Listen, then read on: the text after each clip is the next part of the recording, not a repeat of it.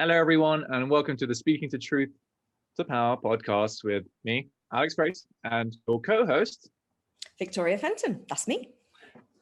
And Victoria, how are you today? I'm okay. I'm tired. My life is a bit hectic at the moment, and I'm having no days off, if I count this as work. And I also do some coaching this evening. So yeah, it's a bit full on at the moment, but I'm doing okay. Releasing a lot of big, heavy, old stuff at the moment, which is phenomenal. And yeah, I'm getting there. I trust the universe. Can we make that a plan, please? How about you? How are you doing? What's alive for you this week, Alex? Oh, good Lord, what a question indeed, Victoria. It's from my American coaching program. We're getting all these great questions, which is so not resonant with my way of speaking. So I'm trying them out. Oh my God. What's alive for you, man? I'm like, what's alive? Well, technically every single cell in my body is alive. Yes. So, well, everything. Okay. What's bubbling up to the surface for you today?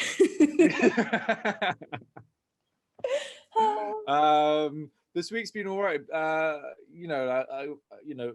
Just for transparency and honesty for everyone, I was in a bit of a low mood. You could call it pretty much a mild depression earlier on this week, from almost the day after my birthday till a few days ago. I was in a real funk. It was really struggled to get out of it. It was just very, very heavy, that type of vibe. And literally it felt like that. And I was like, what on earth is going on? And then we had a wonderful conversation, and you made a beautiful comment which highlighted to me what was said to me in one of my yoga initiations, and that lifted a lot. It was like a eureka moment, so to speak, for lack of a better term. So that really took the weight off, and I was like, oh, that's what it is. And it reminds me of that spiritual meme of this it's an Asian kid, and there's a boot on his head in one of the photos, and it's like, the spiritual journey when you start, and then the next picture is him, and it's his own hand in the boot on his face. It's like, what the spiritual journey is actually like. That's very good. Yeah. So I was like, oh yes, that I am most certainly this kid now. Got it. Yes. Very funny. But then it's been actually since then it's been pretty good, a lot more energized. I played football yesterday for the first time in 2 years. It was amazing to play again, to see a couple of friends of mine and some new people. And I will happily say that I had, according to them, a sensational game. So much so I had one of the other guys basically asked for my number, not to chat me up. I was going to say, this is best going. Not because he wanted to take me out. I'm like, I would be touched if that's the case, but I'm afraid good sir follows the straight line path. He wanted me to play with his team and in another league. So that to me was it was a massive amount of recognition. Yeah. And very powerful. It very much set me off on a high. And as we were just speaking before the podcast, I was listening to some old school albums, Fatboy Slim, Fatter Than the Land, Chemical Brothers album, and I was just losing my shit on the streets. You're meant to be walking to Whole Foods. Mans was dancing to Whole Foods on the street, just enjoying the vibes. Yes. A lot of people were yeah, I'm having a great time, thank you very much. Yeah. And for anyone who doesn't know Alex, he would actually have been dancing down the street, though he would not have zero fucks given. Completely accurately said, yes. And anyone who's ever seen me in the street will know that if I've got my headphones in, there's a good chance there's either a bit of this going on or there's full-on body movement going on. Yeah, sure. It's funny actually, because music's been coming up for me this week as well. So I'm contemplating, this is a big reveal. Oh my goodness. I'm contemplating going back to recording some music, recording some singing, which I haven't done in fucking forever. It was a conversation with a friend who I suddenly realized, oh, I haven't performed in public since before I got unwell. That was when I was 17. So I think I might need to and it's so healing for me. It's one of the things that I have to do. I'm not nowhere near the best singer in the world. I've been watching old American Idol this morning, like random South African television. And I'm like, oh yeah, no, I'm actually a bit shit. However, I love it. And my voice deserves to be out there. So that's the headspace I'm in. So amazing. And you know, as you said, you were 17, that kind of ties into the topic we're going into, which is today about the gene keys. Oh, that was such a podcasting master segue. That was gold. Well done, you. How about that? Oh yeah. So yes. So you know, the gene keys. What does it mean to you? Gene keys is, it's sort of everything to me, actually. Like that's the only word that's coming to me. So for anyone who listened to our last podcast, which was an epic download about human design, will understand that I've been in human design since that time. And gene keys is very allied to that. And we'll talk a little bit in a minute about their connection between gene keys and human design. But I met gene keys on my 18th birthday. So I was very, very, very privileged to know Richard Rudd, who received the transmission of the gene keys. And we'll go into terminology about all of this, but my mother was actually involved in human design and then gene keys. She'd done courses, and I was already very unwell. And we just went to see Richard Rudd in his home, which was then in Oxford. It was my 18th birthday. I was incredibly unwell, and I had one of the first ever Venus sequence readings, which is part of the gene keys. It's very different then to what it is now.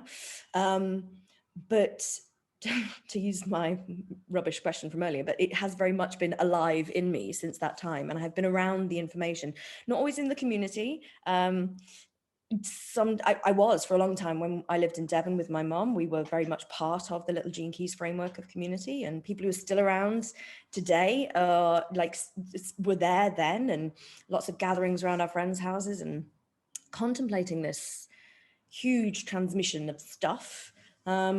And so it's been around in my life since then, and then a rekindling recently, which is actually our connection, because it was one of the weirdest things where it was so strange. So it's so weird. I know. So Alex and I met in our rather random, not happy habitat of biohacking summit a long time ago. Health optimization summit, for those of you who really need to know. Yeah, which I have mad respect for. I really do. Yes, and likewise. Mad respect for it. And mad respect for Tim, who's done an amazing job in bringing this to London, and it will be there this year again. And if I can get back, I will be going, because I do think it's a massive opportunity for lots of things to get together. And when you can put like Luke Story, Shaman Durek, and like all these other people on one stage, amazing. Yeah, and yet not our happy place. I mean the lineup this year is pretty good. I would say probably better than the first one. Yeah. But I think it's always going to get better from the first one. Yeah. But anyways, back to... So yes, we met there, and then we kind of didn't, we were sort of connected through a company, and we were like weirdly connected. And then I was in the Gene Keys Facebook group and got an alert on my phone saying that Alex Fraysse has requested to join the Gene Keys group. Would you like to let him join? And I was like, what? So tell me, Alex, how did you meet Gene Keys? Where did this come into your life? I met Gene Keys when I was in Malta, actually. So when I was working in Malta, I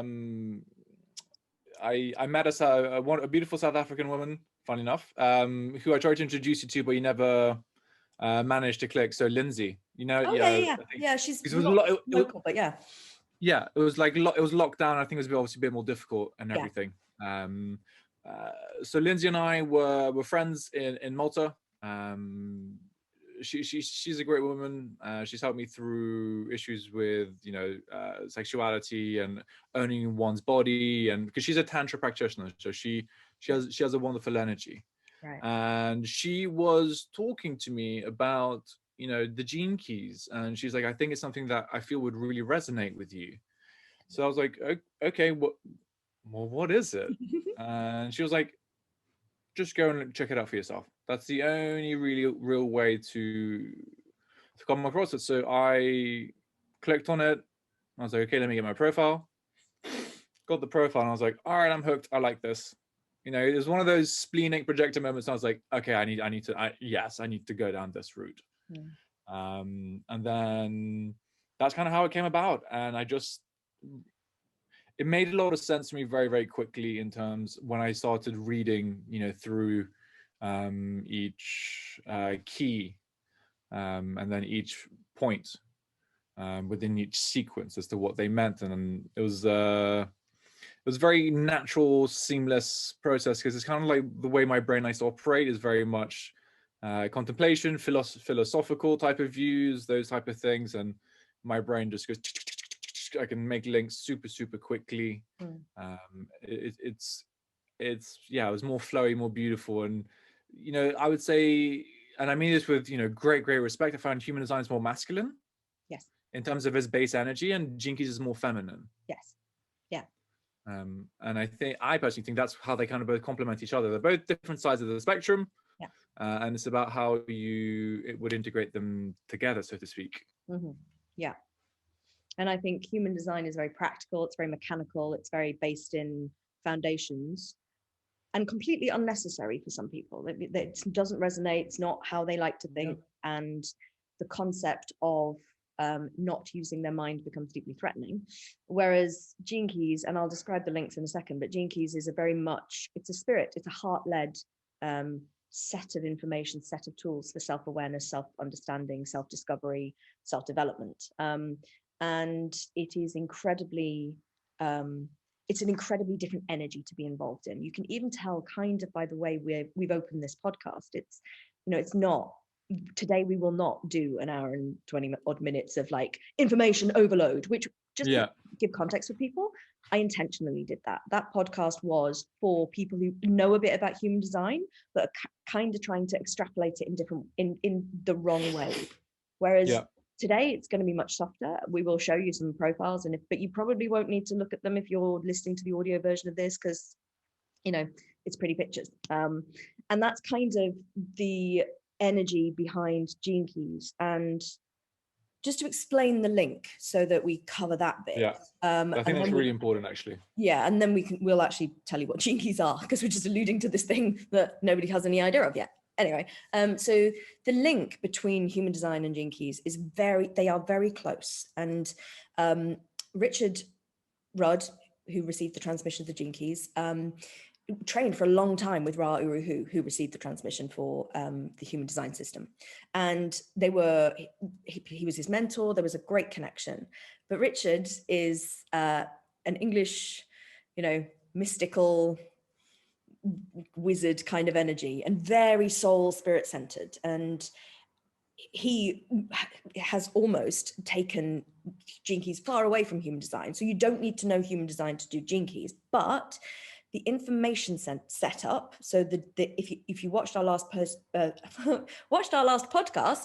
the data sets that you get are exactly the same bits of information as the data sets that they use in Gene Keys. You don't see the same charts. It's a very different imagery and a very different kind of profile that's derived.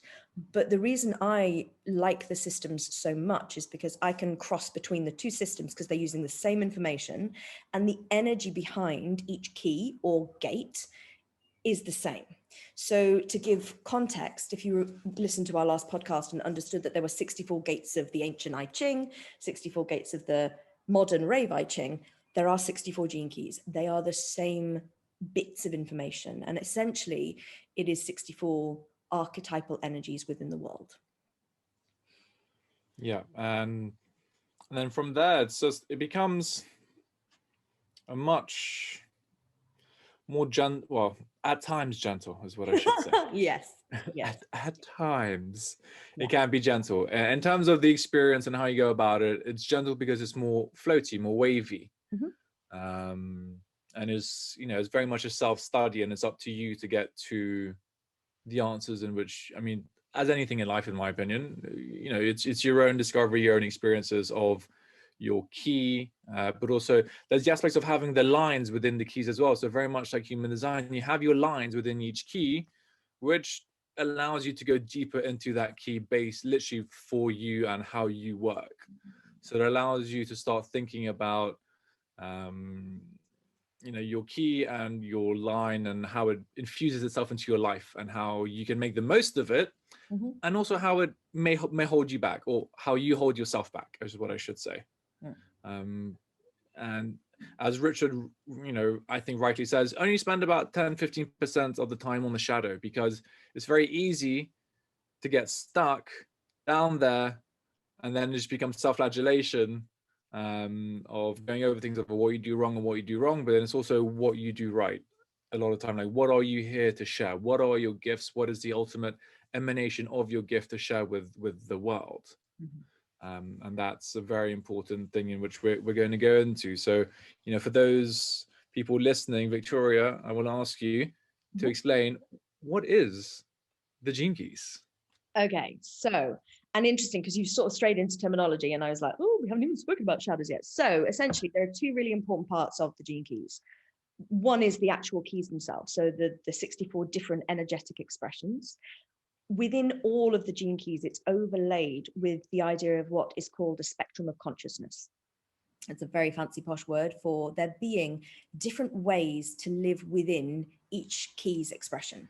And that goes from a shadow state, essentially a state that's driven by fear and by all of the darkness in the world, that goes all the way up to a siddhic state. So siddhis are existential expressions of gifts. Essentially, it's all very meta when you get up there, but it goes through the frequency of the gift. So in essence, in every one of the 64 gates, Gene Keys, you also have lines which are kind of not relevant for this particular bit in terms of the spectrum of consciousness, but each of those keys, it can exist at a different frequency in consciousness. So it can be very dark, very, repressed, very, heavy, shadowy, through this gift, which is it's the same thing. And you will see this a lot when we do some specific examples about these keys. It's the same energy, just expressed from the heart and with love.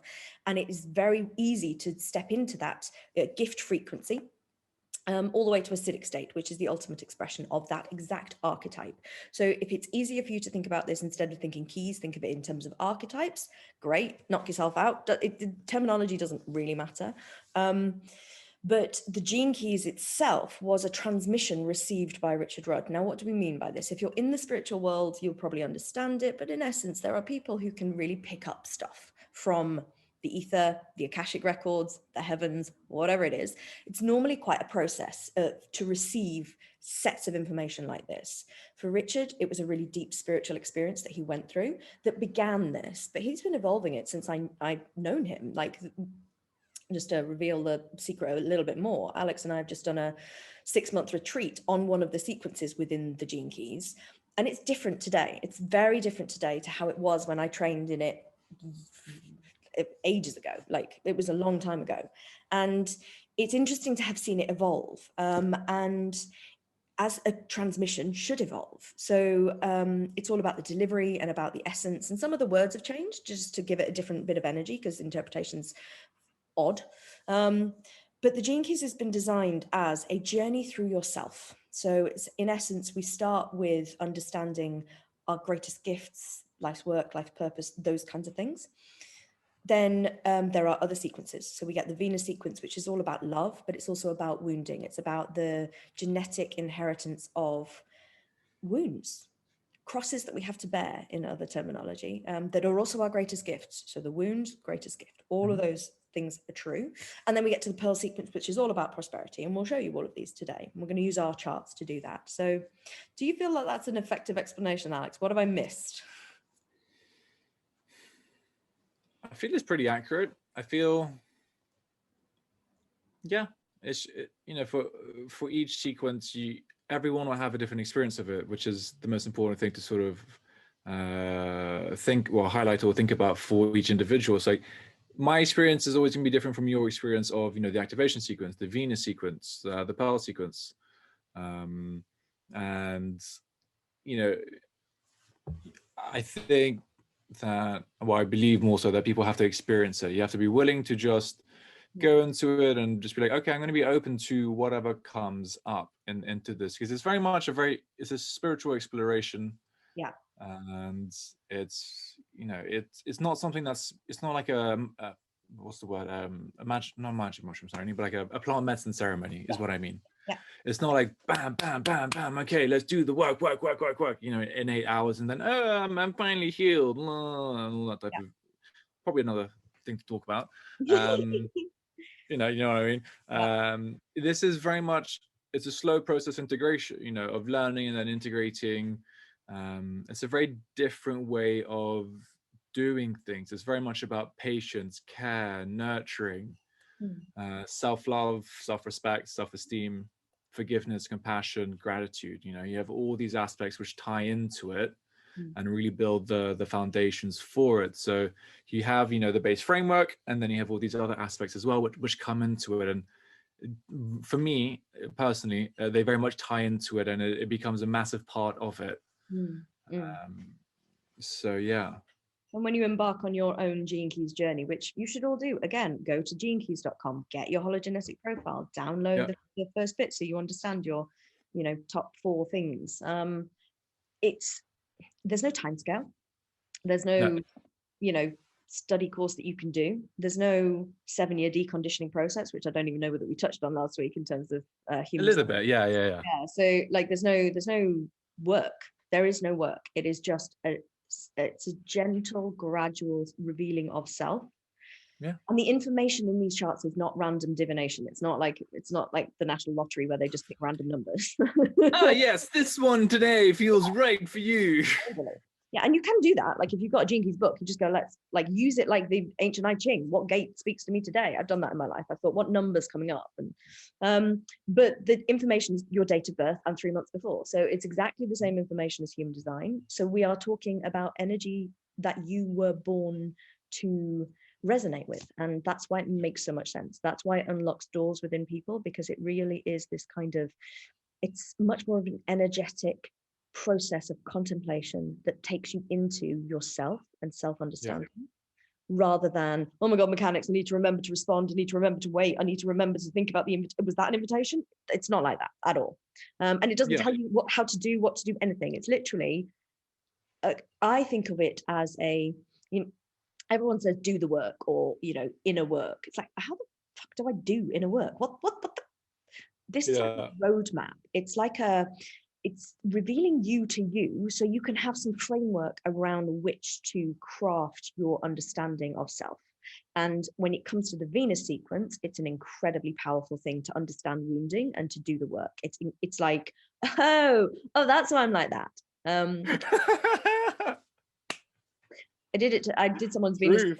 Yeah, I did someone's bit, because I obviously, like you, if you listen to any of this podcast, you'll understand that my brain's like everywhere. So when I give readings, like I normally do like a mishmash of human design, Gene Keys, like I throw everything in there.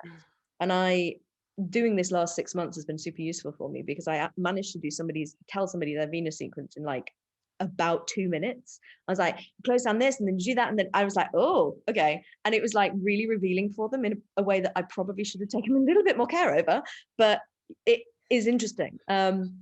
So keys matter, lines matter, particularly when it gets to Venus sequence stuff. So we will take you on a journey, and happily it's not going to be me talking all day today, because we are both so exactly. But something I wanted to add is actually, you know, each line within each key, you know, the lines aren't all, you know, the lines are obviously 1 to 6, but each line within each key, you know, it varies. So, you know what I mean? So let's say the line 2 for I'm just going to go for the purpose one, is like it's about posture. However, when we show up the profiles for another key, the line 2 will be something else. They're not always the same. And in the description. They're not. But this is my one thing that I kind of disagree with Richard on. Okay. Ooh, so lovely. Energetically, they're exactly the same. So energetically, yeah. Second line is always about denial. It's always about, you know, having innate talents that you don't know are there. It's so every word that's chosen to describe that is just another version of that. So yes, the words are different. I'm not going to remember them all today. Like I cannot, I don't have that memory capacity. And I also don't mind, because it's an energetic.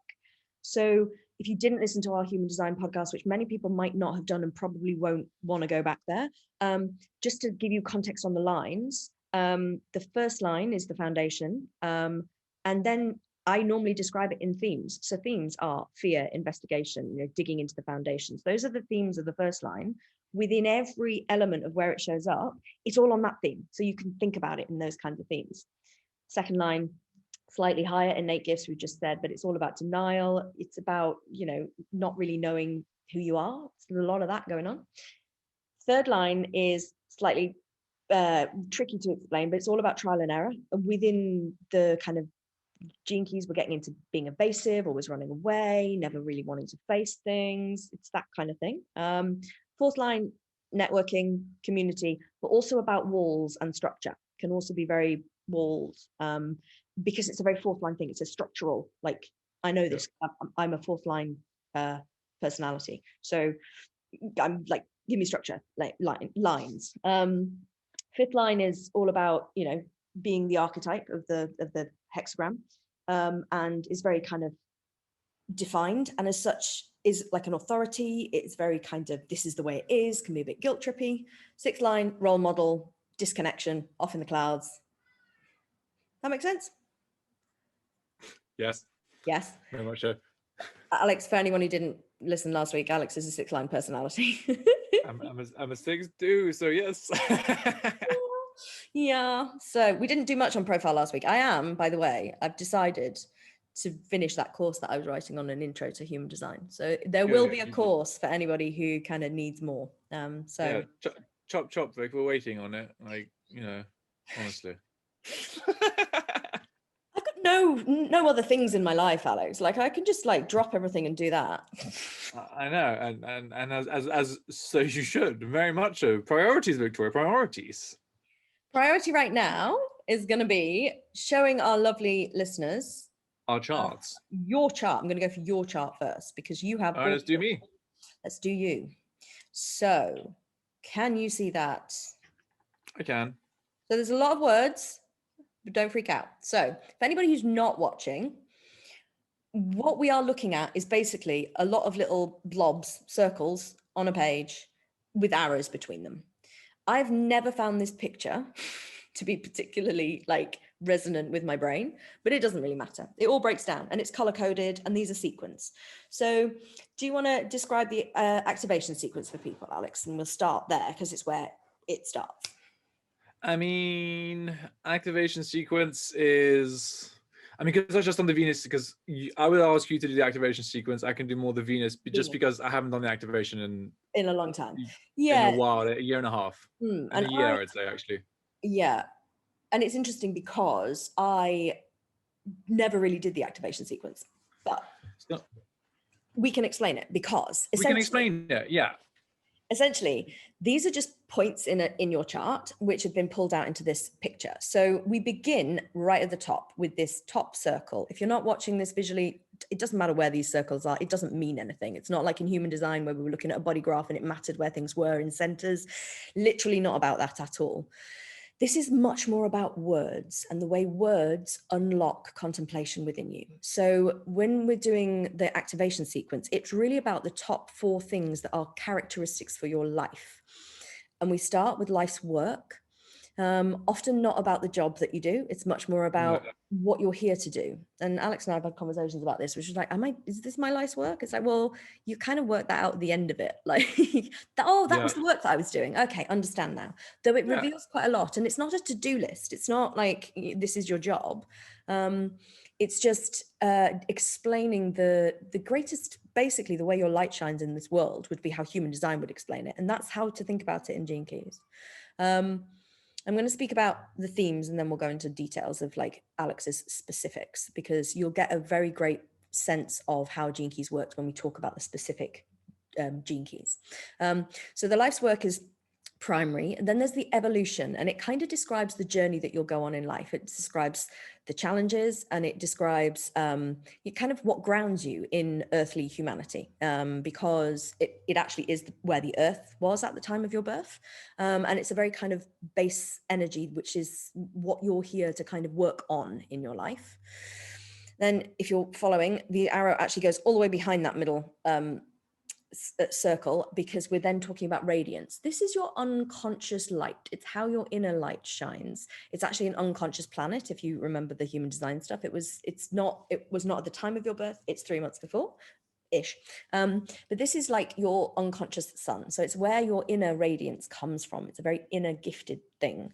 And then the completion of the activation sequence is the purpose. And your life's purpose is all about literally what your energetic incarnation is here to bring to the world.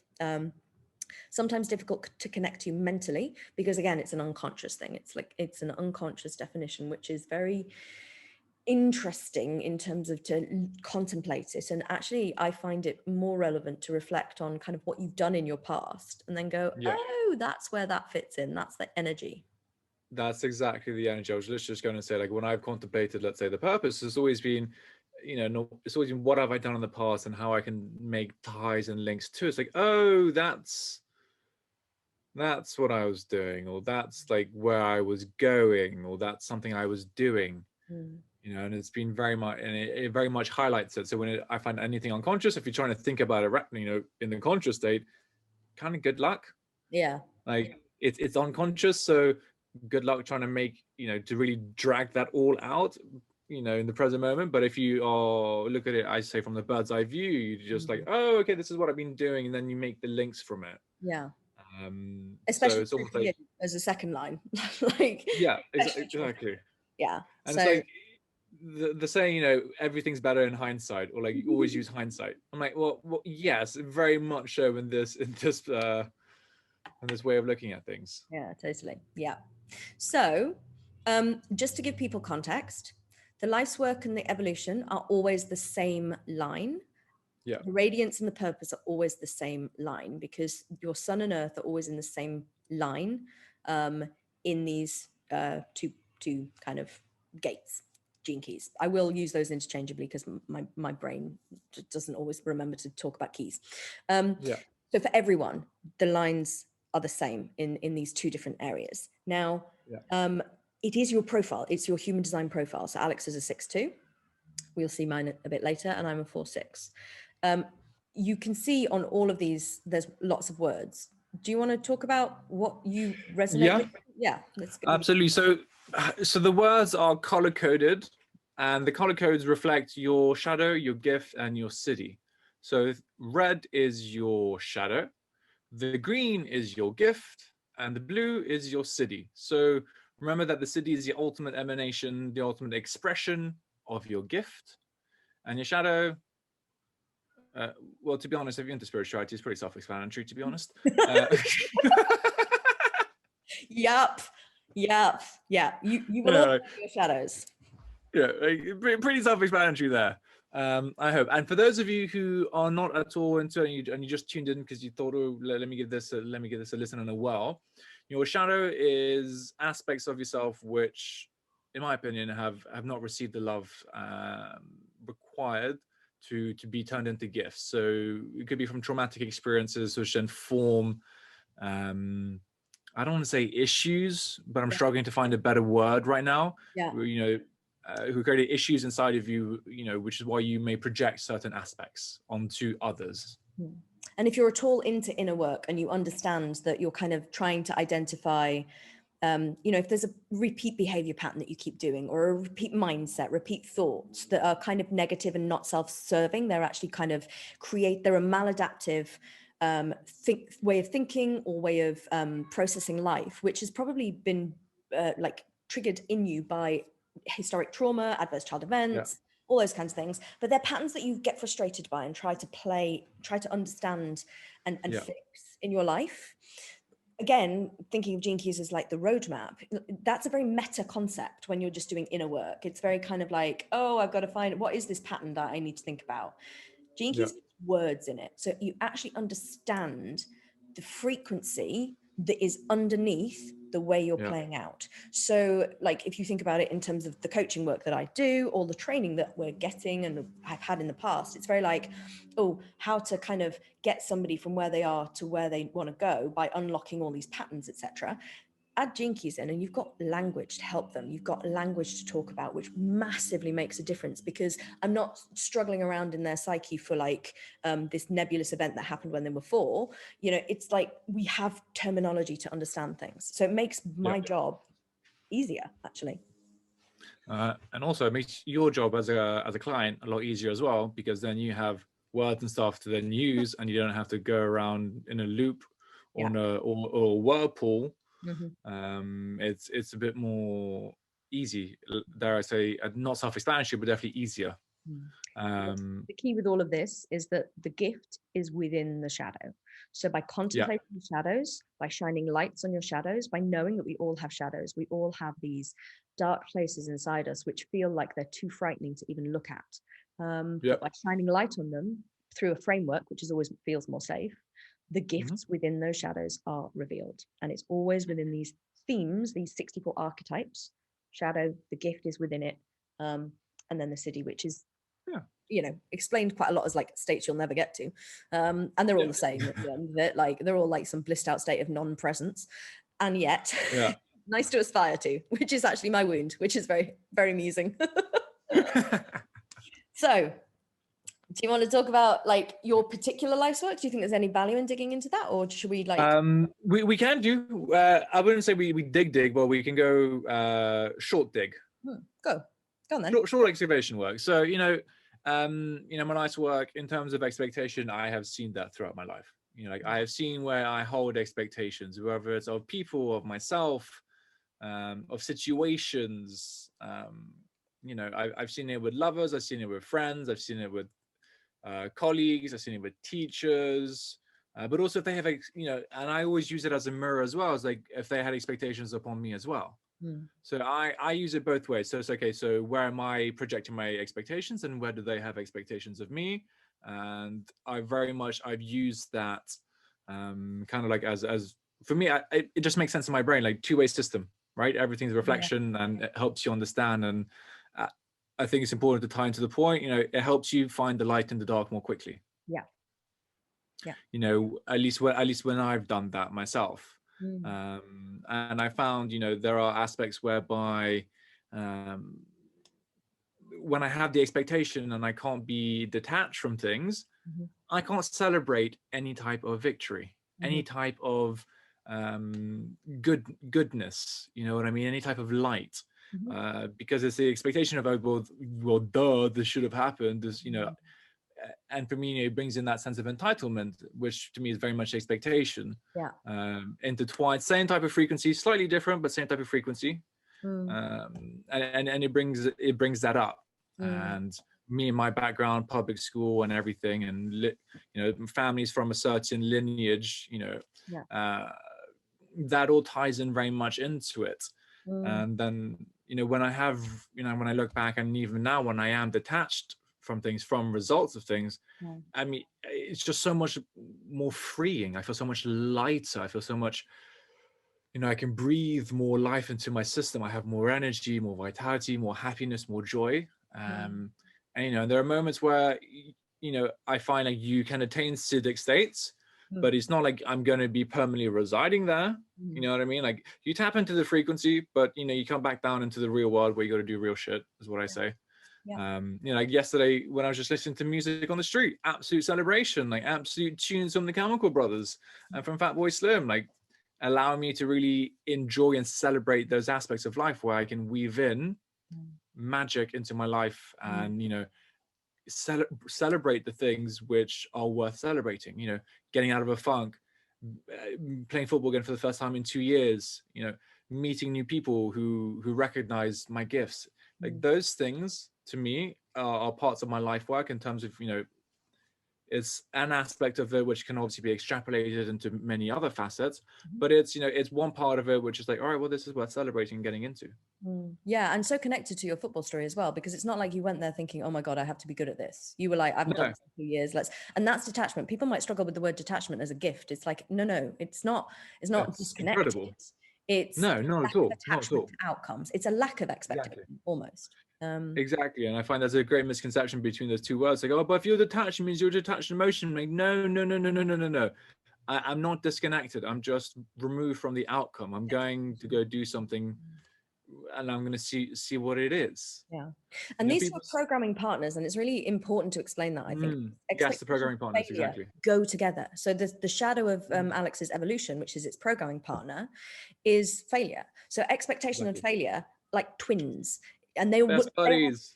forever twins in everyone who has a 42's life work will have a 32 evolution. This is the thing to explain about this. It's the wheel works such that these programming partners always come together in these top two points in the kind of human design chart or gene keys. So having these programming partners of evolution and of expectation and failure sorry, they're so linked, and you can understand this is common sense, but actually understanding that this is part of you, and actually understanding that your expectations that things are going to be like X means that when they aren't like X, you're going to feel like a failure, and feeling like a failure and seeing life in terms of failure, success from an outside conditional metric, so linked together in terms of like if you're in a shadow if you're in the shadow of expectation, you will also be in the shadow of failure, because you can't not be. But so 32 is beautiful in terms of I've just realized actually this is my mum's. It's not identical. There's someone else, but my mum's a 42, 32. Yeah. I think I've said that. Yes, I think she is. Losing track now. But yeah, so the preservation and veneration. Some of these words are easy. Expectation, attachment, celebration. Quite easy words to link into. Preservation and veneration.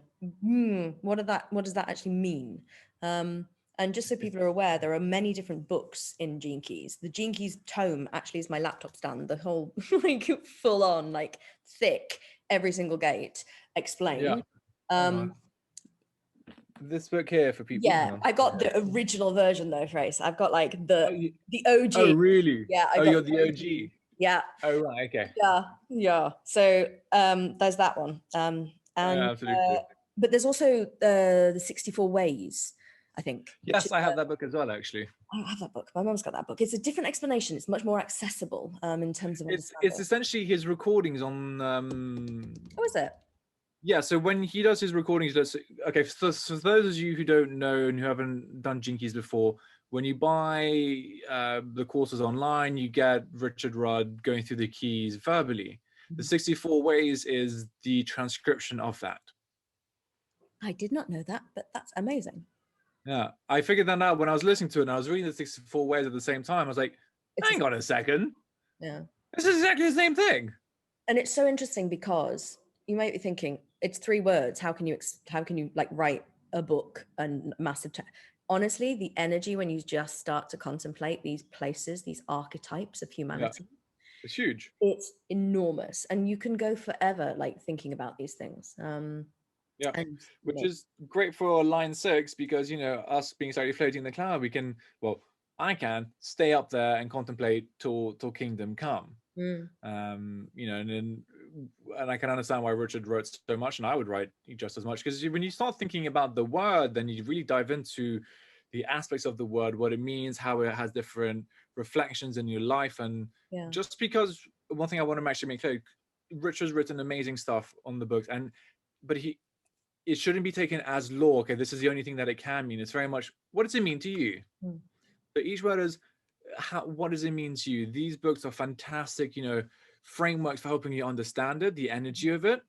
And then it's about your own contemplation into your experience of that, that gift, and that shadow. Yeah, absolutely. And it's super important to recognize that this is on every level. So we're talking about Alex's specific profile here, but these keys, these 64 archetypes, are archetypes of consciousness, which means that has a very personal application, but it is also a shadow of humanity. Expectation is a deep seam of shadowness within humanity. And when we are contemplating the crisis points that we're hitting in the world, you can find these themes of these shadows underneath all of them. Certain keys are more important than others in terms of global evolution.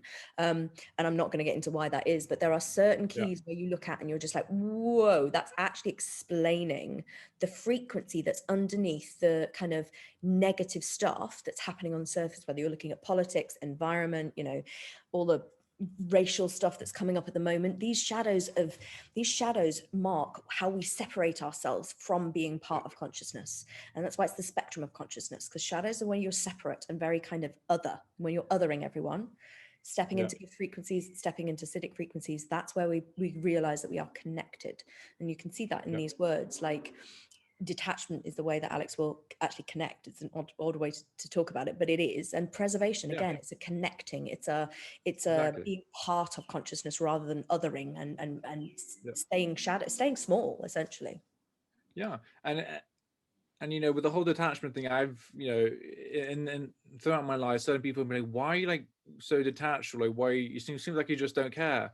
And I've always, in the past, I thought, well, you know, is something wrong with me? I've even looked up, you know, Asperger's on the spectrum symptoms to see if I could be that way, you know, because it's not a normal, and I'm using air quotes for those listening, like normal thing to be in today's world where everyone's attached to every outcome.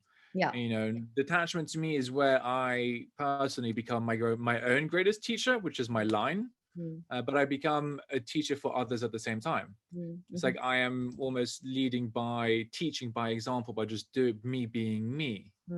And for the line 6, it's like you have to go through all the other lines to get to the teacher part. You have to experience every other line throughout your life, and then once you've experienced them, you can be like, oh, this is how I teach, why I teach, kind of vibe to it.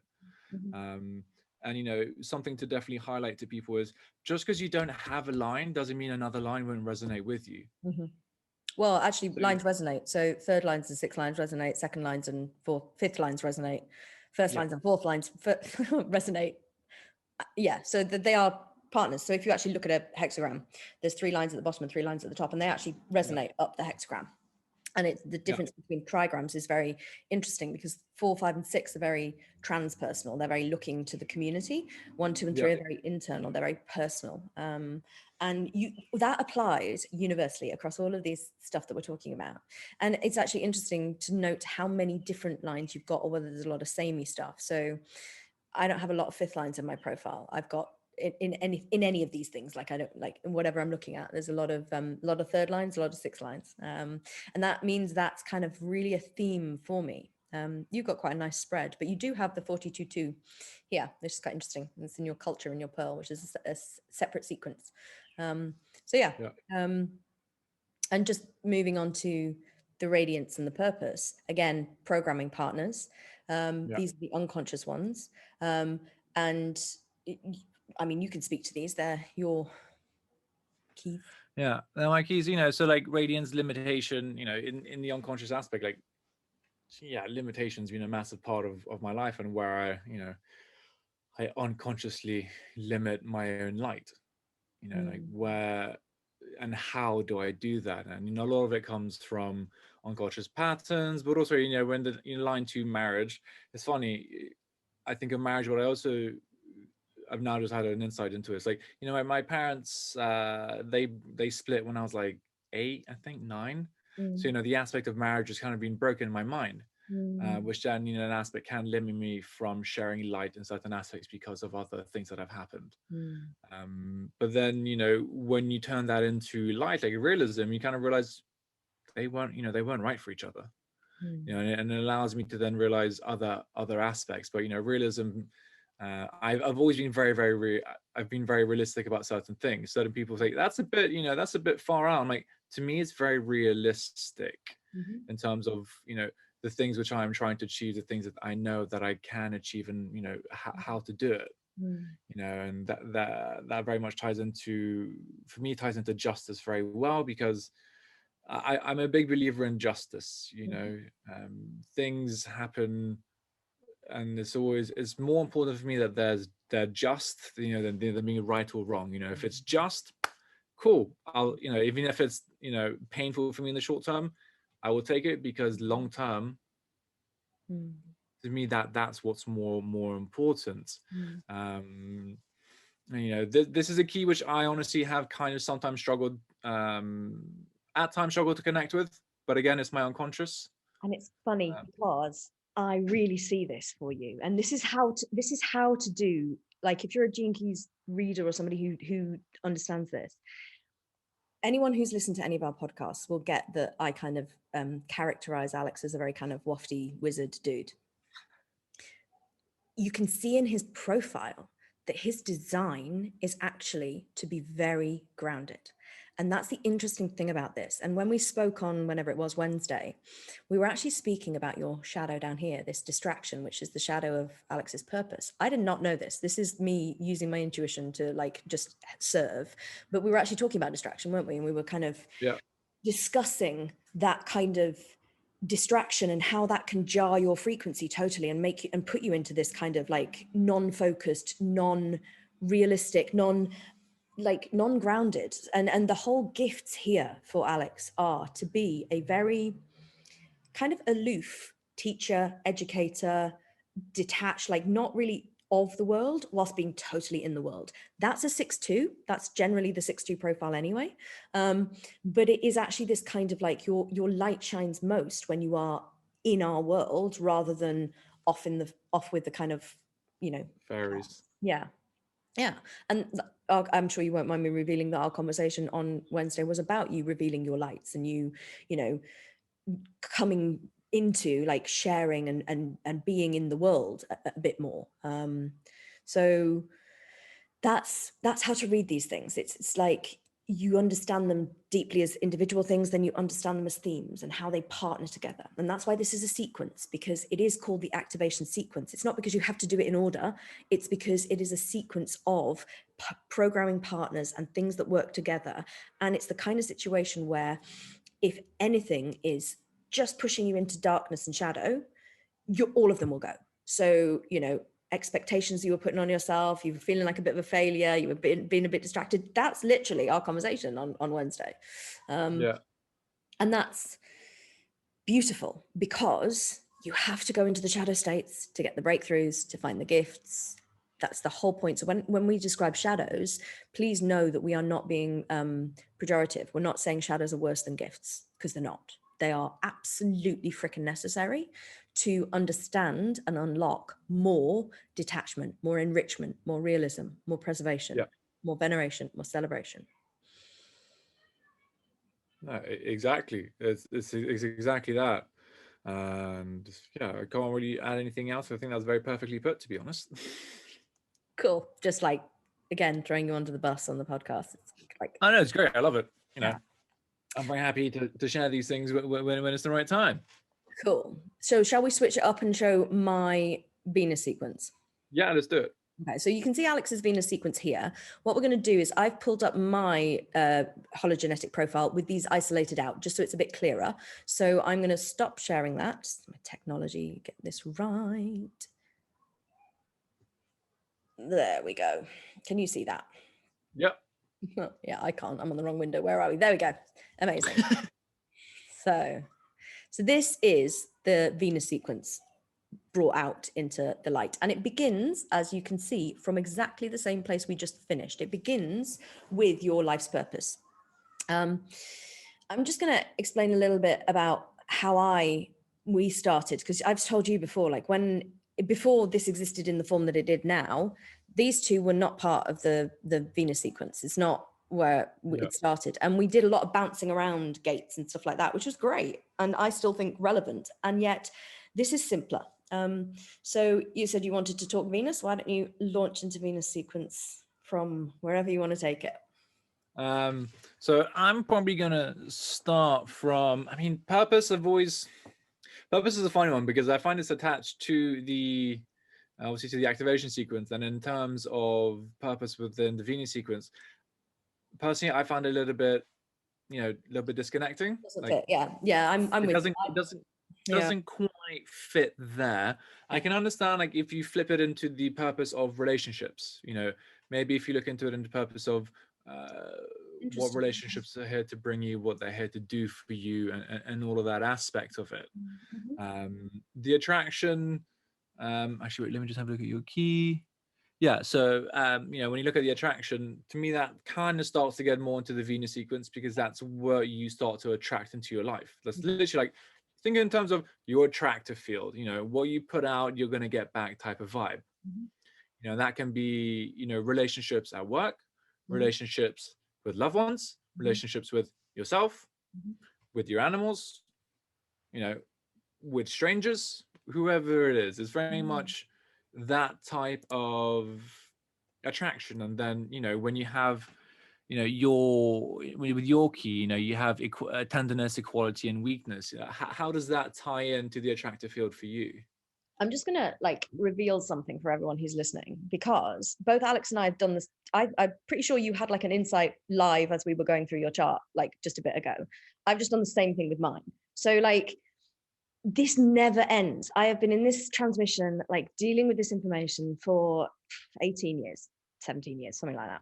Since it existed, literally, I was there when it was invented, when it came into the world, and you still learn stuff. So attraction for me is a very strange one, because I've had a very weird existence. My life has been very overexposed and then very isolated. So it's an odd one. But for me, the lines become super important in Venus. So this is a transmission for now. It is absolutely the right sequence to spend time focusing on if you want to. It is about relationships. It's about love.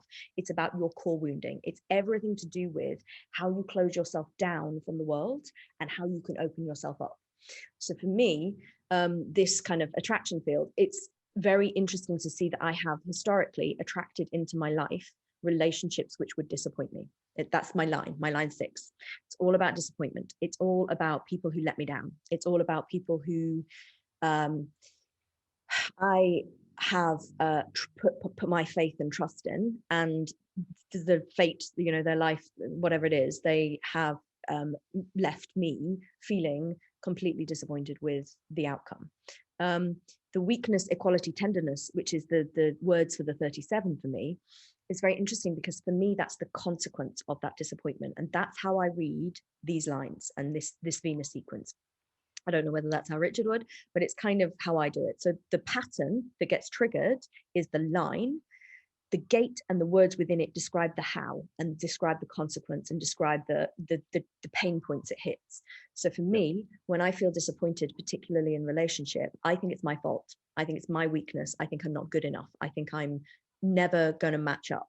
And you can see how that equality just slips. I always lose. That's the kind of vibe that happens. And I do. And because of who I am, I walk away. I will leave situations just because I'm always going to, like, in the weakness, in that I'm not okay, is the tenderness. I will always care for other people before I care for myself. And actually, the revelation I've just had is about a recent situation that's just happened. And I'm like, that's why people always disappoint me. Fuck.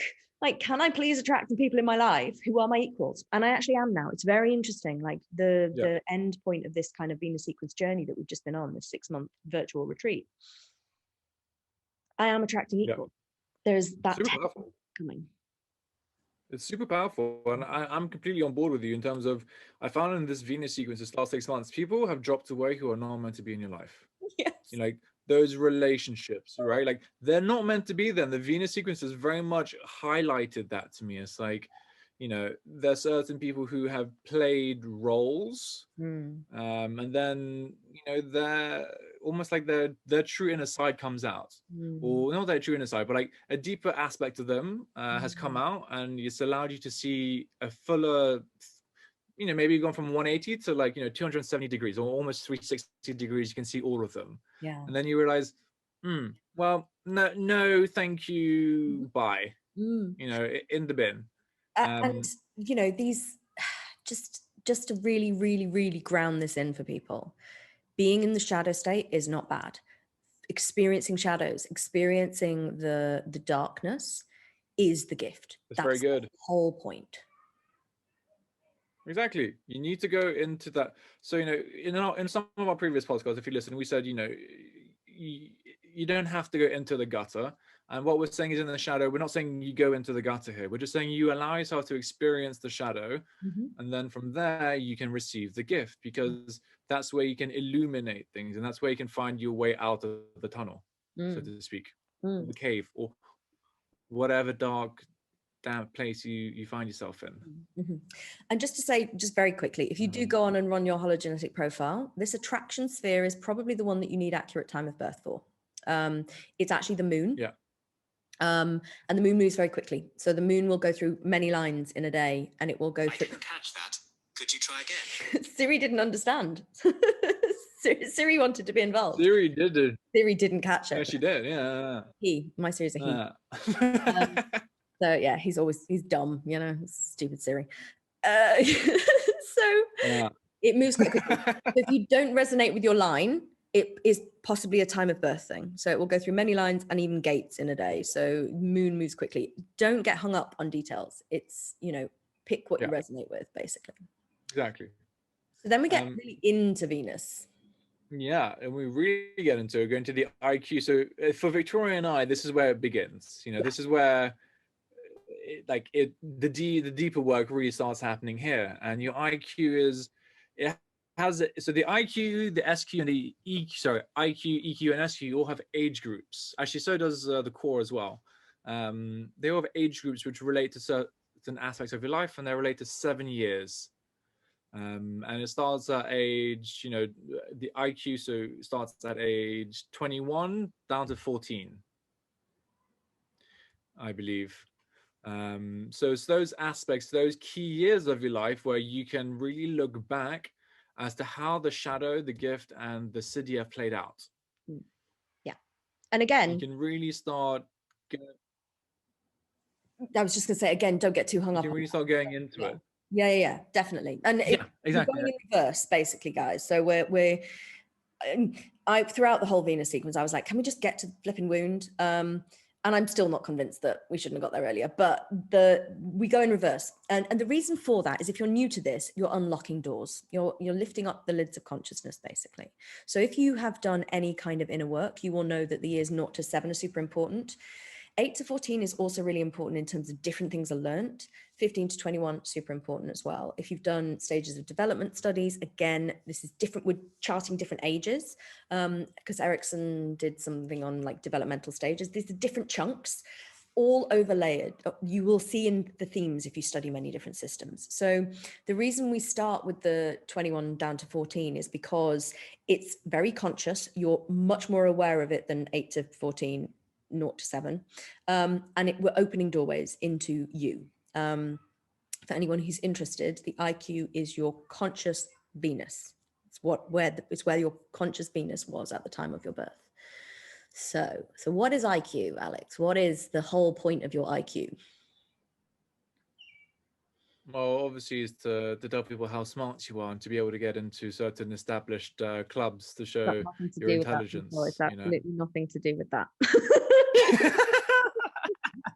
However, it is mental. It is mental. So, like, what is it? Is mental. So it's all, you know, we're looking and we're talking about the mental aspects, which tie into the way you look at relationships, the way you are in relationships. And you know, I almost see it as how you play mental games with yourself and others. Exactly, and therefore with others. So whatever you do with yourself, you're doing with others, because you're just reflecting your inner stuff onto others. To be honest, and this is how it becomes very interesting. Sorry, I'm speaking over each other. Yeah.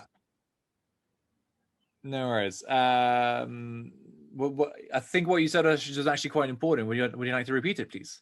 This is how you shut your mind down. So when you get the Venus sequence as a kind of theme is how you fuck up in relationships. That's not how Richard would describe it, but it is how you get triggered.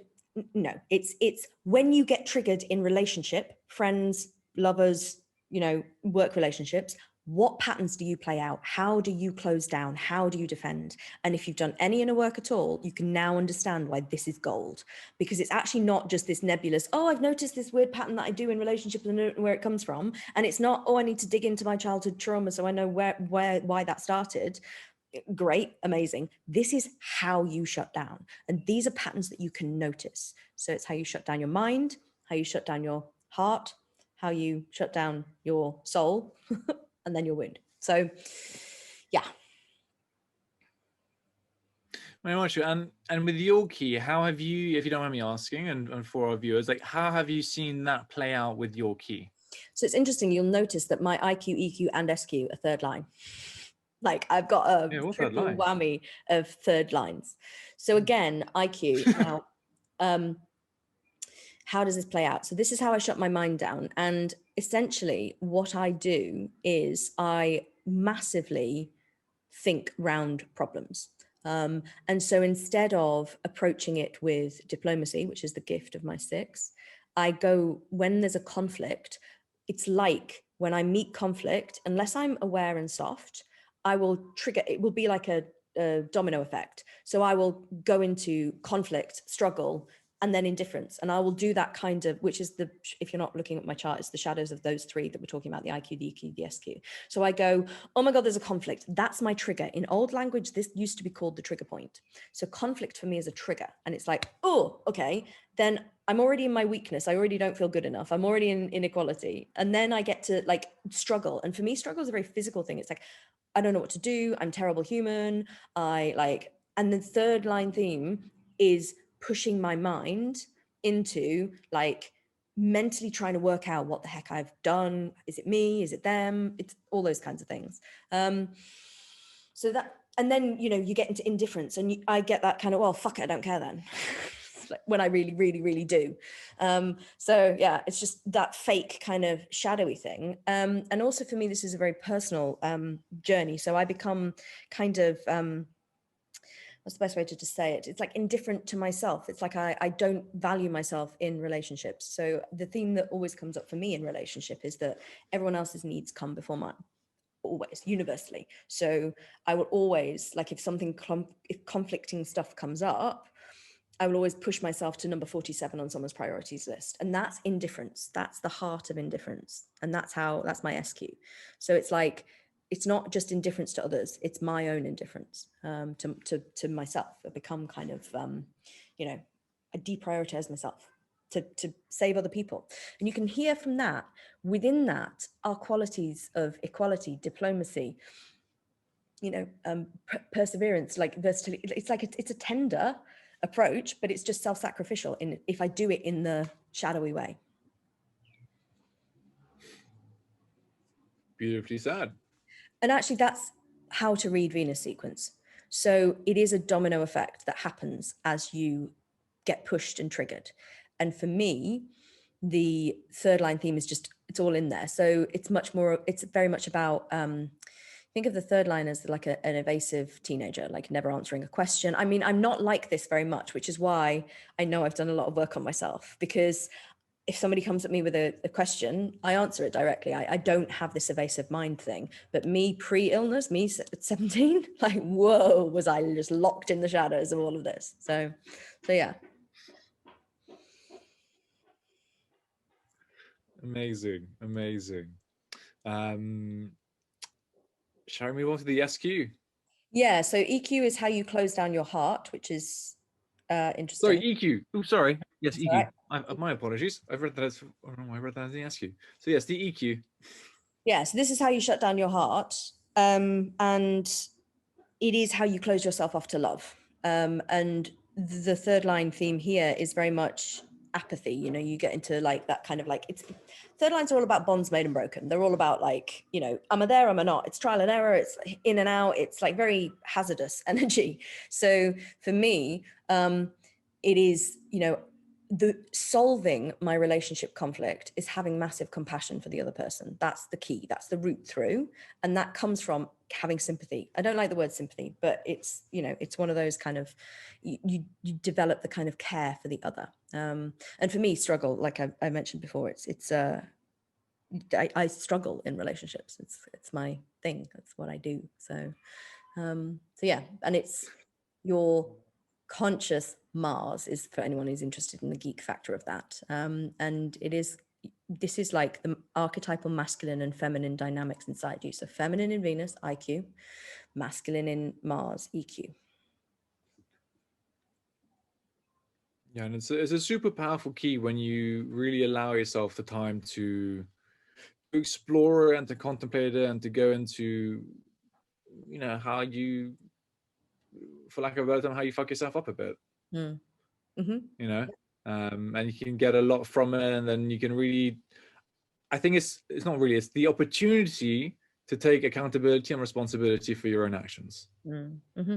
Yeah, and to know and to watch yourself close down. So it's more simple for other people with different lines, because we're talking a lot about the third line because it's what I've got. But for me, when I notice that I am in that state of mental worry, mental questioning, mental stuff, that's my chance to stop and go, ooh, okay, I've just stepped into my like crazedness, my wounded feminine, basically. And it's very funny because the solution to that for me is all the way at my core. Like it's to do with honesty. But I have to notice that I've started agitating on something, and I don't feel safe. And it's a huge thing about safety. So just to give you a really direct example, I had a great conversation with a friend of mine on Friday night. 3-hour conversation, amazing stuff was discussed, revealed, lots about me, then about them. And I came off the conversation and I was like, something didn't quite feel right. I don't know what it was. And it was just in the last bit. And I was talking to someone else and I was like, I heard myself go into, I really don't know what was wrong. Was it me? Was it them? Did I bring something? Did I challenge them? Mental chatter. That's my third line going, I've fucked up. This is, and very self hating. So it's very internal, down on myself. It's like, oh my God, what did I do? Did I say something? Did I not say something? Did I miss something? Like what? That's useless. The solution to that for me was write that person a message and say, I'm just holding something from our conversation. I don't know what it was. I'm feeling something. Just raising it just in case something needs to be presenced. Honesty. That's my core, my wound. And I was right. Something was up. It wasn't about me, but something was up. And that's just trusting your intuition and going in. So yeah. Yeah. And that trusting, I'm going to pick you up on the trusting intuition. Like this is a massive part of the Venus sequence. Like really learning to trust your intuition and just, you don't question it. And if you get that feeling like you had, Victoria, and you feel that something was off, trust your intuition and go for it. Do the thing that is opposite to what you're afraid of doing. If it's usually like, oh, I'll just I will just pretend like it didn't happen, and I go about my day and have a so-called good day. No. Go do the thing that supposedly frightens you, so you can break through that aspect of the shadow, and then you can give yourself the gift. With gentleness. So yes, exactly. Not with brute force. This is like all with coming back to the compassion, the gentleness, the self-love aspect of the Venus sequence. And relationships are a hot topic at the moment. We spoke about sacred union couples and stuff like that previously, but it is this kind of like, people are understanding that how we interact with other humans is really important, and conscious coupling and conscious partnership. But it's not about non-violent communication and, reading the manual of because more damage can be done with non-violent communication koan sentences and what I'm feeling is, or like what's coming up from it's actually really fucking violent actually sometimes. Yeah. It's very aggressive.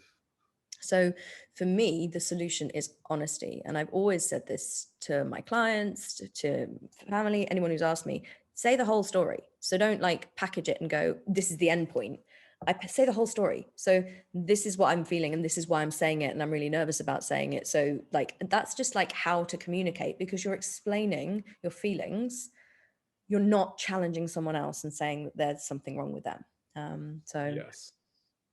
And that's what Venus does for me. It, not for me, it's what I think it does. It places the locus of control right back in your hands about how you relate in partnership. And it's super, super valuable to know that this is programmed into you. Like what we're talking about is programmed into you. So we all have these patterns. We all have these sequences. I'm actually going to stop showing mine in a minute and show you Alex's, just to show you a different perspective, because we all have these doors that slam shut. And yes, we can talk about childhood trauma and we can talk about the things that trigger us. But what triggers us is the childhood trauma stuff. This is what happens when we are triggered. And that's exactly so useful. Yeah. Very much so. It's like the why, being triggered, yes. And it's, you got to understand why you're being triggered. Because otherwise it's like, oh, I've been triggered and it comes from my childhood wounding. Yes, but why? Mm-hmm. Which is why but none of this is enough. Like the stuff that I have in my coaching practice, my world, is I have all the childhood wounding stuff to understand the triggers, the attachment styles, the traumas, I've got that set of skills. Having this is like another layer of self-revelation. And I think it's super valuable. 100% agreed. So we haven't quite touched on SQ and core, but what I'm actually going to do is stop sharing mine and just share Alex's so we can finish off. She says, technology. Technology queen. Yeah, do you know what I did though? I closed yours down. So wait there. It's going to take me slightly longer than instant. Because I was being intelligent because I couldn't see everything. So I was like, no, I'm going to just close that down. We're not going to use it again. So, right. I will open yours up now. Da-da-da. It's great media content, this. Right. Can you see that? Yes. Amazing. So we're just looking at the red stuff. That's interesting. Your core has been transformed into your pearl and your vocation, because they do link together, these sequences. So, you know, we mentioned the purpose, the attraction. So what's fourth line attraction like for you? How many times can Victoria throw Alex under the bus in one podcast? It's interesting, shall we say? It's you know, like I very much noticed, you know, my fourth line, especially in the attraction field, it plays up, you know, and there are times whereby, but I've always, and you know, and it helps me make sense of a lot of things of why I've always been very, I call it being very mercurial, you know. Right. You know, and you know, people want to call it being like Eric Cantona, Zinedine Zidane, like you turn it on when you want to turn it on type vibe, and when you don't, you don't, and you create absolute havoc. It's not that I create havoc, but it's that type of vibe whereby I will shut down emotionally, mostly, so I'll get cold. If you know, and this has been in the past where I haven't had the tools of communication, I haven't had the courage to speak up, I haven't had the wisdom to see what is actually happening. Right. You know, I haven't had the strength to carry through through a lot of things. So I would shut down emotionally when something would go wrong, and I would just, you know, stuff it under the covers and under the carpet, or I would just ghost people. Like openly, you know, I would just ghost them, and I just, you know, I wouldn't talk to them anymore. I would feel something to be off, and I would just turn off. I get very, very cold. And you know, certain people would be like, I kind of noticed you kind of just switched off. I'm like, are you okay? I'm like, yeah, I'm fine. Internally, I'm not fine. I am anything but fine. But I've noticed that. But then I've also noticed the romance aspect of as well. So when, you know, I feel it, I am a old school traditional, you know, romantic. And if, you know, that's with myself and with others, you know, and it very, you know, that essence of aspiration of the romance very much helps me, you know, to believe that I am more than enough, and that I am attracting what I need in this life. I'm attracting the right people for whatever reason there may be, whether it's to learn something good, something not so good, whatever it is. It just allows me to understand a deeper aspect of myself and how I relate to it. You know, and you know, it's, for me, it's definitely something to aspire to, because it's beautiful. But you know, I've also seen myself, you know, getting greedy, you know, of aspects, you know, having a certain amount of lovers, or you know, going on dating apps and needing the most amount of likes, you know, whatever it is, going places. And I've noticed when that type of greed builds up, and it's very, and that's when I can also shut off emotionally, because then it's just about the quantitative aspect of it more than the qualitative aspect of it. And for the observant people, you will, if you start doing charts for people, you'll notice the synergies of people you're close with in your life, and it's hilarious. So for people who have looked at the visual version of this podcast, you'll notice that the 54 was my wound. So it's my core wound, and it's Alex's attractor field. And actually, you can be most helpful to people when you have the same things in different places, because you show up and show them something. So, you know, it's very much conversations that we've had around, you know, the quantitative aspect of this stuff, like how many followers on Instagram, how many likes on your TikTok videos, how many quantifying, rather than just committing, putting it out there and all that kind of stuff. And I understand this from my wound perspective. For me, you know, greed falls in my wound category, and it is this kind of greed is not just about food and physical stuff. It's just this wanting something for something's sake externally. So how does it look? Keeping up with the Joneses, that kind of greed. For me, it's also super deep because mine's a first line wound. So anyone who knows me knows that like food and nourishment have been a super issue in my life for a million reasons. And it's always been hilarious to me that my first line wound, which is a very physical wound, is greed. Like, the one thing I can't do. I mean, the universe has a sense of humor. God is a comedian. I know this to be true. 100%. Hilarious. Like Right. top 3 comedic performances of all time Totally. is the big person upstairs overseeing all of this. Totally. Yeah. And when you really surrender and open yourself up to there being no accidents, you just watch the synchronicities that happen in your life. Like you just think that you're on the path, and then you kind of show up a bit more, and you're like, oh my goodness, this you could not make this up. You could not write this. So yeah. So you have different lines in your IQ, EQ, SQ.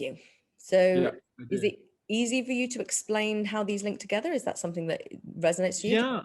I mean, so for me, I find it very easy because when I do, and I think you do, and I think we've had a conversation, you do it too. It's like I will link each sphere, each key to another one, and each line to another one, and I will weave with it, and I'll watch the way it dances together, and it enables me and you to understand a deeper aspect of things and how things are linked together, and how all of this is all interconnected. And the way it works is very much, I just see it like a ball which is always turning. You know, it's always spinning, it's always, you know, evolving. So you can learn more, and I find you learn more quickly doing it this way. And it's also just the way my brain is wired, to be honest. I see it, I make the links, great, good to go for it. You know, so like when I look at the IQ and, you know, I looked up the objective and the mind and how it plays into versatility, indifference, and mastery, you know, it's night and day. Can I see that? You know, when I remain objective of things, enables a greater aspect of versatility because I can see the whole aspect of things. You know, and within that, you know, when I am as versatile as I can be, it's generally as a result of having as much anticipation. You know, and then when I have that sense of anticipation, it's because there's a much deeper respect for what is at play. You know, respect of myself and respect of others, the respect of, you know, the comedic show that we're in. You know, that allows me to become more versatile and allows me to tap into mastery. And, you know, all of that allows me to tap into freedom, which is my SQ. You know, this is where within freedom is where I get my belonging. You know, freedom is where I feel as if I belong, and that's, you know, what my heart yearns for. You know, a sense of belonging within freedom of relationships, freedom of my own relationship with myself, with the divine, with nature. You know, that essence, and it all ties in beautifully. And when you go back and you go into the wound, you know, it allows me to have a sense of invincibility, and it makes me very, very determined. But that sense of determination, again, it can flow into freedom. It can flow from an aspect of anticipation into an aspect of being versatile. So they all work beautifully together very easily, and you can see how these things, it becomes very much like a very fine dance. And it's a challenge. So for like the way to ninja give like Jinky's interpretation again is, we know because we've done your activation sequence that you're very much designed to be kind of this, you know, detached teacher vibe, but also here realistic, like enriching the real world. This Venus sequence is perfect for that because, you know, when you're triggered, you just disconnect, like shut down your mind by just disconnecting, just being indifferent. Like the sick line and indifference go really well together. It's just like, no, not there. It's like a switch off, and then you can escape in fantasy, and you get really kind of, you know, you can go away with the fairies. The potential, the risks here are like away with the fairies, and then you get into like victim mode, like, oh, life's not working, and then you just stop because you can't be asked, and it's like that inertia, which is your wound, and a very physical one as well. And it's like physically manifest inertia, and that in shadow states is how you shut down. And the fifth line is very like, you know, defensive, like thrown, it's everyone else's fault, it's their fault, it's their fault. Fourth line, walls, no, nobody coming in, sorry, no, and then just like inertia happens.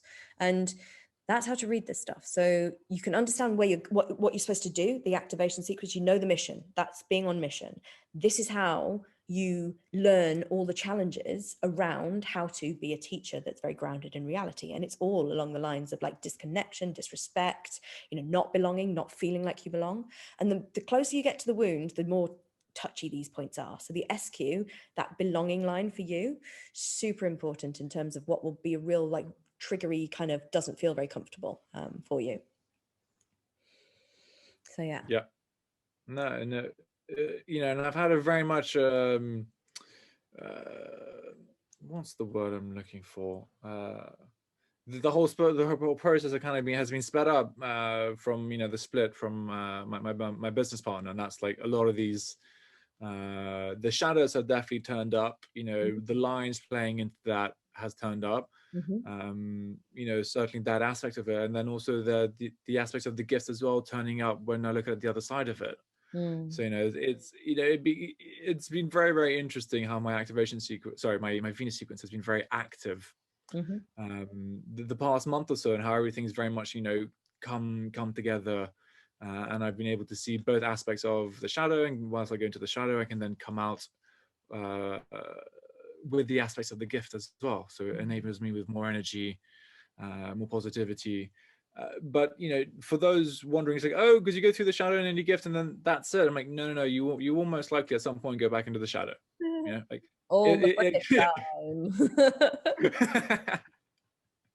And that's how you grow. Like it's how you evolve. That's the whole point.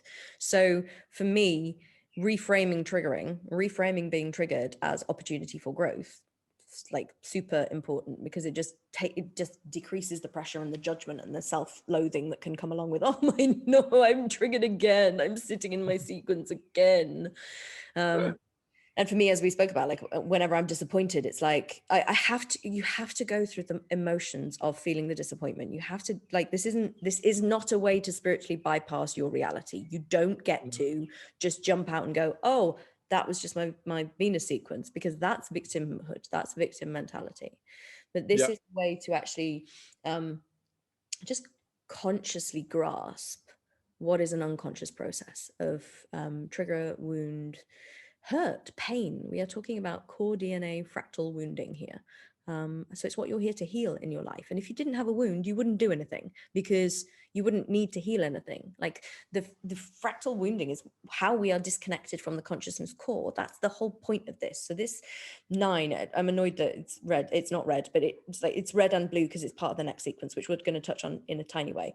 But this 9 is not vocation in the Venus sequence. It's the core wound. And it is like, this is how you got hurt when you were split off from the consciousness.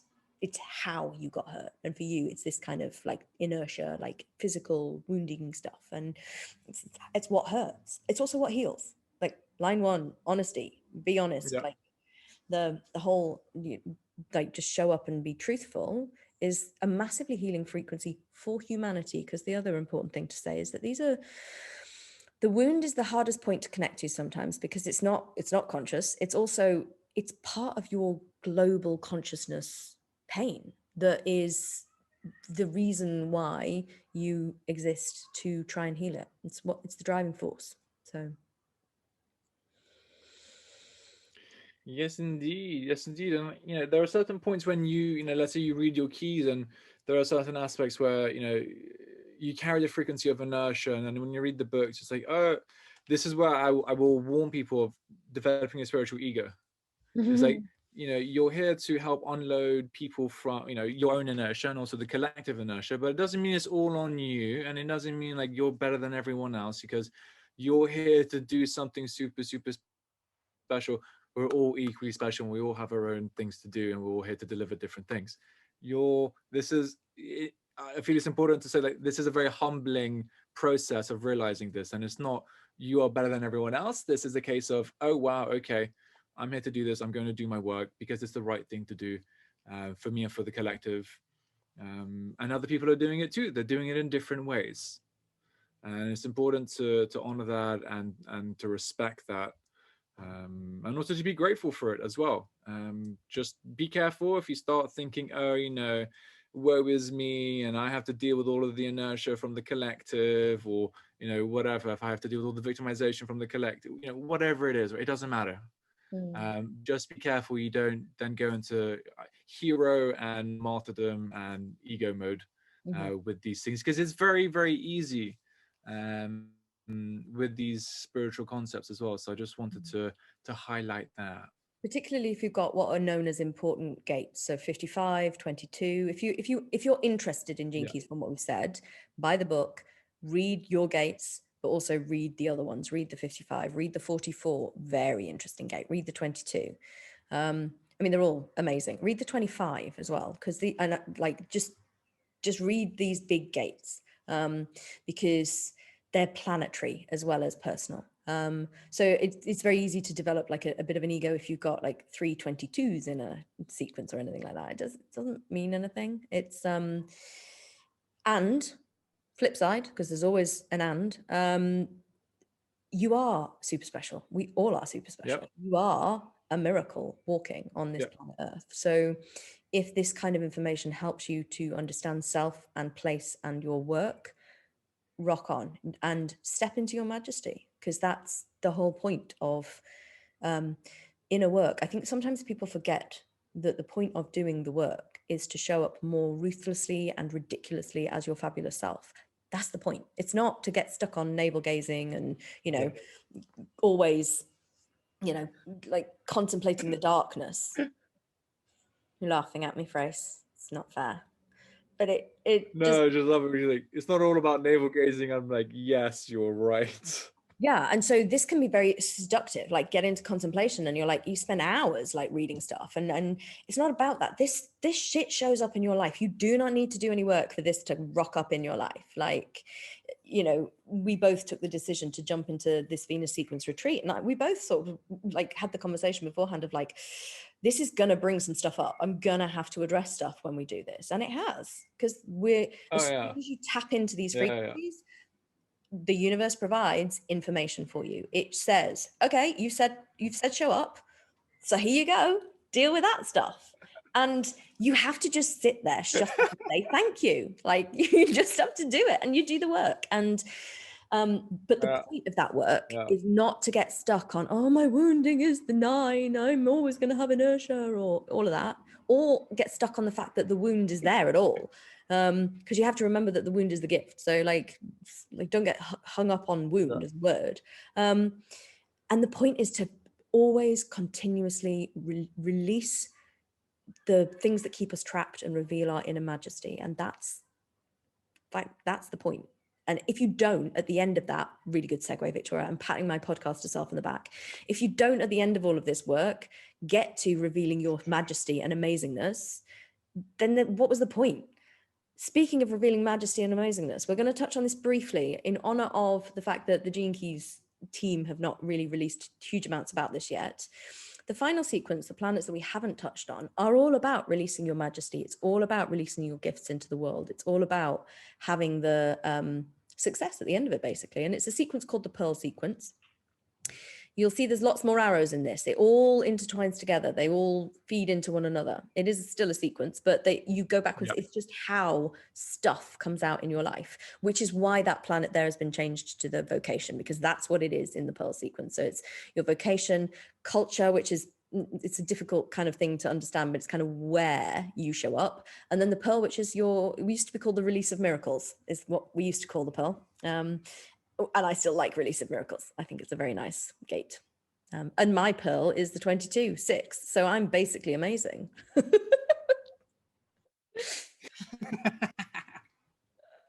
It's an in-joke about the 22. And I mean, spiritual ego, no. Spiritual jokes, definitely. So yeah, and it again ties to your life's work, because it's how you show up, how you deliver your gifts in the world.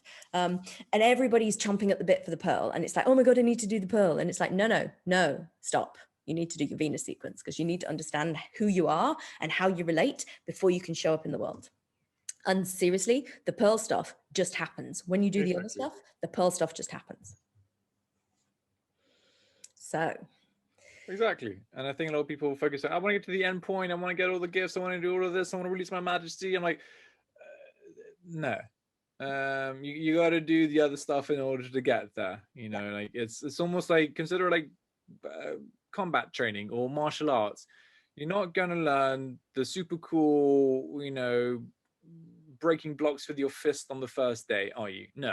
You're going to have to train and do all the little stuff first. So you work through the activation sequence, you work through the Vini sequence, and then naturally, as you said, stuff just starts opening up, and you almost don't even have to think about it. It just starts happening because you become present to what is. Yeah.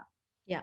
And it's, you know, there are times in these kind of journeys, if you have this aspect of your being that is interested in this kind of information, there are always times where you get stuck and times where you feel like you're on a roll and times where you're like, oh no, I'm going backwards and all that kind of stuff. And this is why I think tools like Gene Keys, human design to an extent, but Gene Keys and these kind of things are super valuable because they are reorienting chunks of information. So when you lose yourself, just go read. I mean, when you get your hologenetic profile, you get the first 4 with a little paragraph. You don't need to do any more than that. You've got a little paragraph and you just reorient self to self. And even if it doesn't fix it in the moment or make you feel better in the moment, it's just a kind of stabilizing block of like, okay, there's a bigger plan, there's a great purpose, there's reasons. So having these bits of information in our lives is not, it's not a form of escape or a form of like blaming, you know, and a lot of people do human design blaming, particularly human design. Oh, it's just my open X, it's just my, you know, it's just my 6th line, it's just my 2nd line. Yeah. So this is very much about, it's an empowerment tool. It's not a disempowerment tool. Yeah. No, exactly. And very, very important to highlight that. It is all about empowerment, not disempowerment. Like, take responsibility, take accountability for yourself, know what you can do, you know, when you go in let's say, call it into the good, into the gifts, and also know what you can do when you go into the shadow. Like, just be aware of it. And just like, cool, yeah, this is me. And I was being a victim. I was, you know, I was being very greedy. I was living in fantasy. I'm just using my own shadows here. And it's like, cool, just own it. Just own it. And then from there, once you own it, life, to me, in my opinion, and probably, I don't want to speak for you, but I think for you too, life becomes a lot easier. Sure. Yeah. And I mean, I think we should probably just touch on the fact that the 6 lines of the wound are very healing. So we've both got 1st line wounds. So we've only mentioned the word honesty, but actually the key for your line of your wound is the healing line. It's how to get back into your body. So I can't remember them all off the top of my head, but it is like, it's be honest. For the 6th line, it's 6th line is very much about disconnection. So getting back in, and you can just like switch off. You just go, no, not listening. And getting back in is about care. It's about having compassion for self, like just reconnect to self-care. And these little healing lines and words can help in those moments when you feel triggered, when you feel that wounding. And so own it, show up openly owning it. And that's how to interrelate with people. Like, there isn't, communication is the only thing that's really necessary. And communication from your heart center of like, I just messed up. Like, own it. Like, for women, there is nothing more powerful to a man than a woman owning the fact that she's like just done something epically female. And It's also an absolute marvel when that happens for most men, because you're like, oh wow, I'm not being blamed for this. This is revolutionary. You are worth keeping around, my dear. Because there is, but also conversely, to those of you, you know, the man can also blame the woman and all of that. We're just making a joke here. But it's important, like, when you own up to it, I mean, to your partner, it's just like, okay, this is an adult. Like, this is actually an adult. This is someone who knows themselves and has emotional intelligence, and is also willing to be courageous enough and have the strength and also the softness and the care to express it to me, because they believe it's important for me to know. And that's incredible. And I think men, feel that they don't understand women more than women feel that they don't understand men. I think it's more common for a man to think women are batshit crazy, I don't understand them. Whereas women think we know men, like we think we've nailed men. That's just, I'm generalizing again. But so when you actually show up honestly and a woman to a man explains that she's just gone into triggered state and she just needs space and she's been a bit batshit crazy and she's probably a bit hormonal, a woman owning that, massively important to a man, because they suddenly go, oh, I understand you, amazing. And in the other way, a man owning that their vulnerability, super empowering for a woman, because it's real, it's real, and that's the whole point. So having Venus sequence and those words and tools in couples, like on our retreat, quite a lot of couples were doing it together, weren't they? And it's like you don't weaponize the knowledge. Do not ever accuse somebody else of being in their shadow. Do not ever say to somebody, oh, you stepped into your inertia. Like if in our conversation on Wednesday I'd have said, oh, by the way, Alex, you're in your inertia and you're doing this and you're doing that, you'd have been even more triggered. Like, no, it's not okay. There's no need to leverage knowledge to hurt other people, or because you're probably not right. Exactly. It's like, you can use, what I would say is, like, don't leverage it to hurt people, leverage it to help them get out of where they are. You know, it's like you leverage it for the right reasons. You're like, well, you know, it's kind of like a seesaw. It's like, not a seesaw. I have a picture in my head. It's like when someone's stuck in a ditch and you're trying to put a piece of wood in to help get them out. Yeah, leave them out. Yeah. You know, you want to help them get them out. You know what I mean? You don't want to push them further in. Yeah. You know, use that information wisely. So if you know, let's say, I was in inertia, you would know, okay, well, I know what he needs in order to get out of it. I know the gifts that are underneath, which the gifts that he knows he needs to find to get out of it. Help the other person if they've asked for it and if they've come to you, you know, to help them get out of it. Don't beat someone who's already on the floor. And take ruthless responsibility. So if you know your Venus sequence and your partner doesn't want to know it, great, you're still enough to change the relationship. You show up differently. I was about to say they show up differently. It doesn't always work. I have learned that this week. But you show up differently. You'll very quickly change dynamics if they're supposed to change, or it will end, and that's okay too.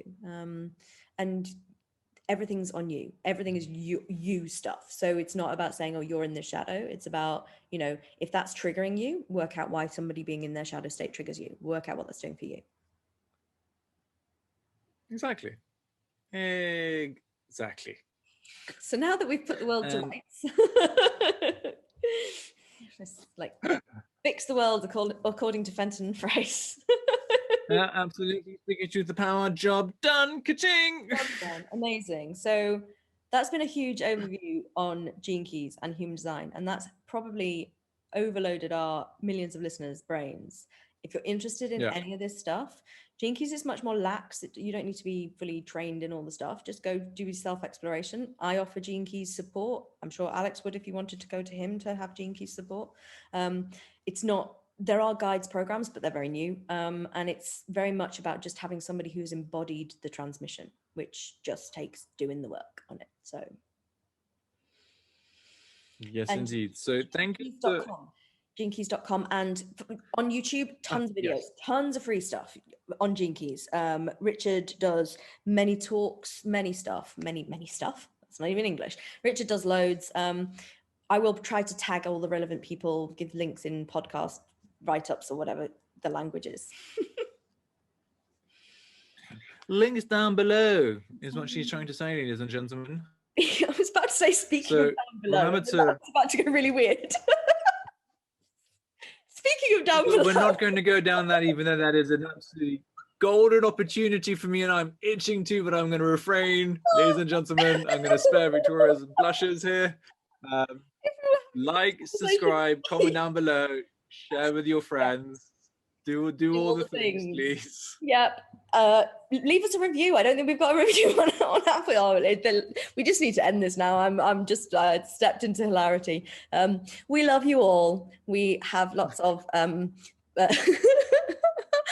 dear, we need to stop. All right, we will see you next week when we've got something very exciting planned. Speaking of gifts and shining lights. So amazing. Thank you for listening.